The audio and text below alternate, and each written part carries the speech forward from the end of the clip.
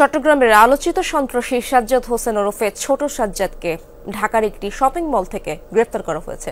শনিবার রাতে তাকে গ্রেপ্তারের কথা জানায় রাজধানীর তেজগাঁও থানা। চট্টগ্রামে হত্যা, অস্ত্র, চাঁদাবাজির অভিযোগে 10টিরও বেশি মামলা রয়েছে তার বিরুদ্ধে।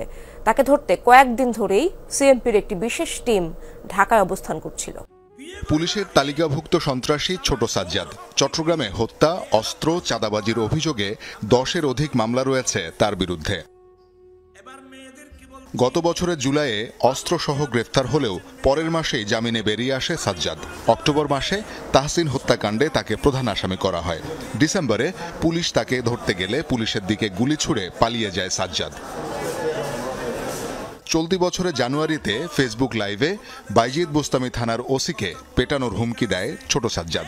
এরপর তাকে ধরিয়ে দিতে পুরস্কার ঘোষণা করে চট্টগ্রাম মেট্রোপলিটন পুলিশ।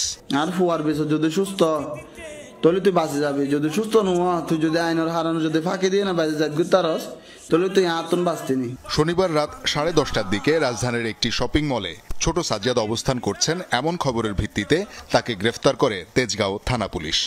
10:30টার দিকে গোপন সংবাদ পাই যে বসুন্ধরা সিটি শপিং মলে চট্টগ্রামের শিশু সন্ত্রাসী ছোট সাজ্জাদ তার ওয়াইফকে নিয়ে শপিং নিয়ে আসে। টহল ডিউটির সহায়তায় এই ছোট সাজ্জাদকে গ্রেপ্তার করি। সে চট্টগ্রামের শিশু সন্ত্রাসী। চট্টগ্রাম পুলিশকেও আমরা অবহিত করেছি, ওনারাও এ বিষয়ে যথাযথ পদক্ষেপ গ্রহণ করবেন। সাজ্জাদ হোসেন ওরফে ছোট সাজ্জাদকে ধরতে গত কয়েকদিন ধরে সিএমপির একটি বিশেষ টিমও ঢাকায় অবস্থান করছিল। শওকত মঞ্জুর শান্ত, যমুনা নিউজ, ঢাকা।